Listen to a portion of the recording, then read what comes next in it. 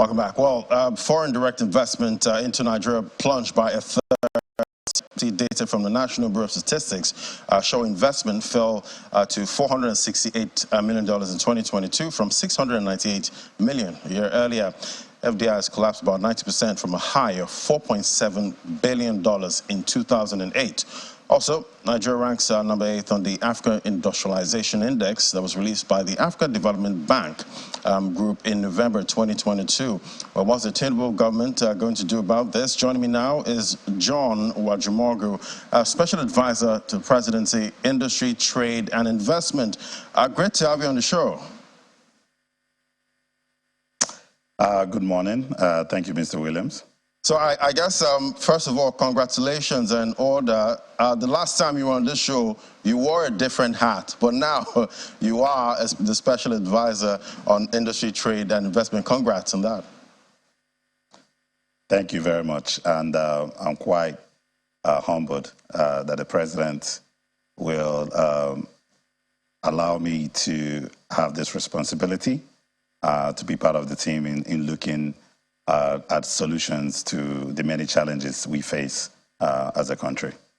Yeah, and talking about challenges, looking at the data, FDI has dropped a great deal, and this government definitely has a lot of work to do in attracting foreign direct investment.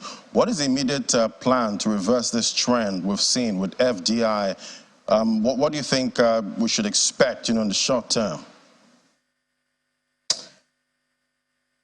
Right. I'll start with, there's a statement, a fairly popular statement that capital is a coward, is a cowardly bird, and will fly to locations that are sure it is safer return. And with that, in order for you to be able to attract investment to any location, Nigeria included, you would have to create the right conditions that will facilitate and be attractive for investment to come in. And in that regard, the action steps that the President Tinubu administration has taken shows a clear signal to the investment community that Nigeria is open for business, and we're trying to create the right business climate for capital to flow into. The decisive action that President Tinubu took in removing the fuel subsidy, as well as unifying the exchange rates, removes the destructive impact that both regimes had on the economy. And we can see the positive implications of that already reflecting in our macros, with improved investor optimism towards Nigeria. There was a recent analyst report that came out of Bank of America, which indicates that implied Nigeria's rating, which is a somewhat subjective measurement of our credit rating by investors. It's trending and is adjusting much faster than our actual ratings. That means that investor confidence is already increasing in that regard towards Nigeria, and we should start seeing the positive knock-on effects of this positive investor optimism towards Nigeria in different aspects of the economy. And I know foreign direct investment is great and all, but we see Diaspora Remittance in 2019 was about $24 billion compared to FDI of about $3 billion. But the downside with most of the Diaspora Remittances is used for consumption. How do we change that? Well, ultimately, you're right.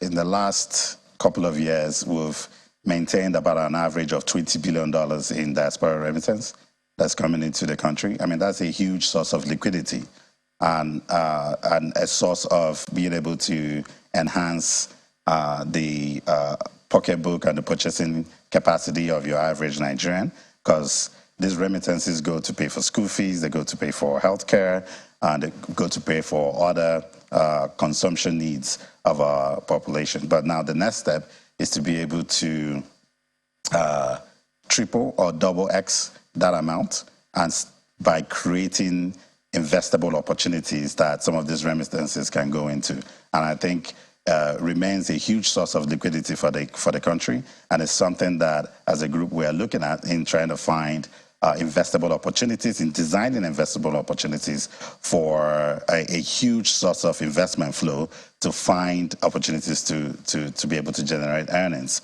And this has a multiplier effect, because as those investments go in, they often compound, creating more and more opportunities. So it's a key source of investment flow and a key source of also stabilizing some of the macros, particularly the Naira, because unifying the exchange rate is not a silver bullet. You have to sustain it and accompany it with other complementary actions, and of which being able to harness the large diaspora capacity that we have in being able to create investment opportunities for diaspora Nigerians to be able to invest into. And another issue as well is that as a continent, we are not retaining the investment capacity that we have within the continent. About 40% of private investment in Africa is made outside of the region, compared to, say, 3% in Asia. So we are creating, by making the business climate much more conducive, we're able to convince our people that our investment should stay home and help build our economy than seeking better returns elsewhere. We have to make that case that better returns can be achieved here, particularly given the large positive, favorable attributes that we have in terms of population, in terms of a young population at that as well, and the large factor endowments that we have in Nigeria, and the huge market we have, the largest in Africa. So a lot of positive attributes that we can use to drive a robust economy. Right, I guess we need to get Nigerians abroad investing in other matters now instead of just consumption right here in the country. But we know the unification of the FX rates is definitely a step in the right direction. We've seen companies, exit Nigeria because of the dollar shortage, and restrictions on repatriating funds. What's the plan to get, more foreign currency into our reserves? The last report I got, it says dropped a great deal in the first half of 2023.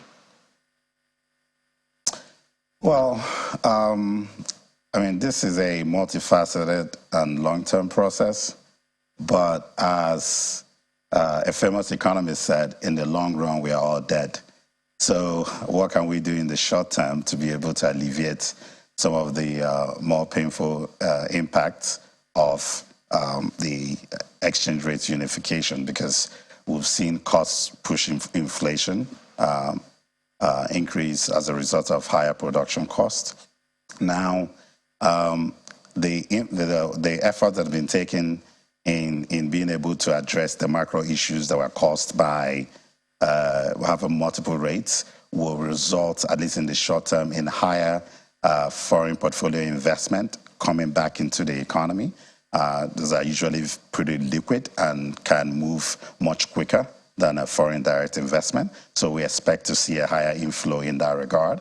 The diaspora remittances as well, once they see investable opportunities for them to go into in real estate, in agriculture, and other key sectors with high transformative impact, we're going to see more liquidity coming through that channel as well. And one also have to recognize the distortive impact, as I mentioned earlier, that having multiple exchange rates had in the economy. So, for example, a number of beneficial trade agreements couldn't be executed as a result of capital repatriation issues, and a lot of investment couldn't come into the Nigerian economy as a result of issues around capital repatriation.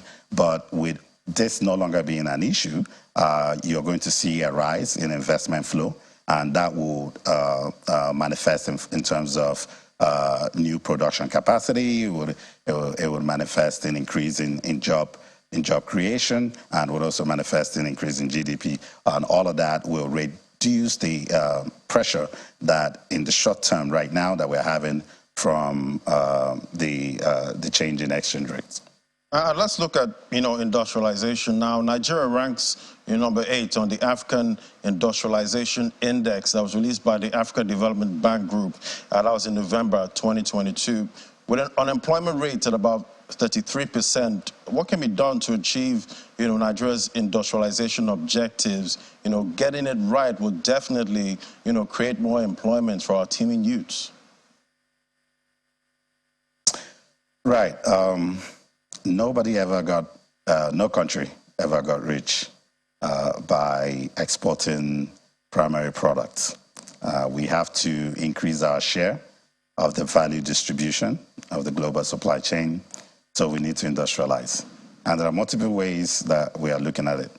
On one hand, you have programs such as the IDICE program, which is the investment in digital and creative economy, whereby it is targeting our biggest resource, which is human capital, in being able to provide support for our teeming youths to gain capacity in the digital economy and creative sector. And we are in the midst of what they call Industrial 4.0. And what is really driving productivity, there's been a pivot in value exchange from a factor-based economy to a knowledge and economy, digital-based economies. And with that, with such program as the IDICE program, we're able to equip our youths with the skill of the future, of the work of the future, and being able to gain from the benefits of the Industrial 4.0, as we've already seen. It being manifesting in 4 out of the 5 so-called unicorns being Nigerian companies. So we're trying to take advantage of this foundation that's been created and supercharge it, being able to grab a bigger share of the digital economy that is driving a lot of productivity right now. But if you put that aside and you take a look at what we need to do to build up our industrial stock and our manufacturing stock, we have the good thing is that we have a policy that, at least from a policy standpoint, lays out a roadmap that we can take. We have the Nigerian Industrial Revolution Plan, which outlines a roadmap that, if executed properly, can get us on that pathway in improving our industrial stock. And with that, once we create linkages with our investment policy, which is a policy that also has been in place and signed off, it would enable us to engage investors and give them the proper confidence to be able to invest, and then using our trade policies to engage properly with other countries and create that investment flow into our economy and being able to drive local production capacity. So for us, being able to execute our industrial policy, our investment policy, and trade policy is very key in being able to achieve the industrial goals that we've set out for ourselves. And in addition to that, there are specific targeted intervention policies that we anticipate would have transformative impact on the economy. So for example, being able to identify corridors that can be enhanced through an integrated trade investment, in being able to make sure we have the right trade enabling infrastructure to catalyze commercial activity and business activity in those key corridors. For example, you have the Lakaji corridor, which is one of the most commercial corridors in Africa, and being able to target trade facilitation infrastructure, railways, industrial parks,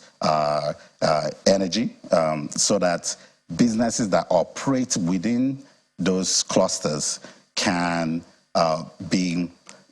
it will reduce their cost of production, and being able, through economies of scale, improve efficiency across companies that operate within that space, because they are now not burdened by having to build the necessary infrastructure that is required for them to either evacuate or produce their goods. But through sharing such trunk infrastructure, so-called trunk infrastructure, their cost of production will reduce, which will then manifest in higher competitiveness of our products for exports, and also increase affordability for local consumption. Right. So to your point, industrial policy is really key for us to achieve any of the economic goals that we've set out. And the first part is being able to resolve the macros around the distortive effect of the subsidy, the forced subsidy, which has now been removed, the multiple exchange rates, which have now been removed, and can provide that business climate